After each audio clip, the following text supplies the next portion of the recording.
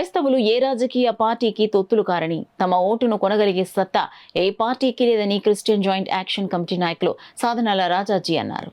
ఈ సందర్భంగా Kakinada గైగులపాడు Lutheran church నాయకుల ఆధ్వర్యంలో స్థానిక గుడారిగుంటలో గల క్రిస్టియన్ జేఏసీ కార్యాలయంలో ఏర్పాటు చేసిన మీడియా సమావేశంలో రాజాజీ మాట్లాడారు.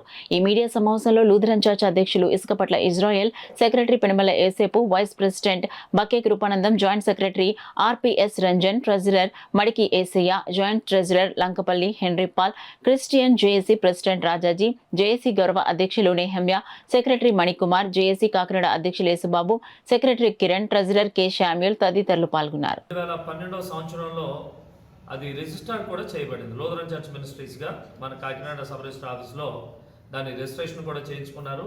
ఆనాటి నుండి కూడా చక్కగా ఆడిట్ రిపోర్ట్స్ అన్నీ కూడా సబ్మిట్ చేస్తూ గవర్నమెంట్కి అలాగే సమాజానికి కూడా హితవుగా మరి చర్చ్ కొనసాగుతూ ఉండటం మనం చూస్తూ ఉన్నాం. ఇది గమనార్హం.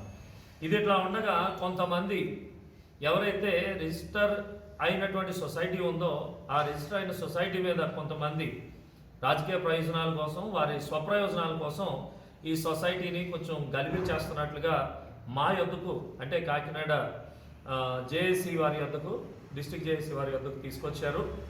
దాని విషయంలో మేము కొన్ని సమాచారాలు సేకరించి ఏది నిజమో ఏది అబద్ధమో దాన్ని తెలుసుకునే ప్రయత్నంలో మేము ఉన్నాం.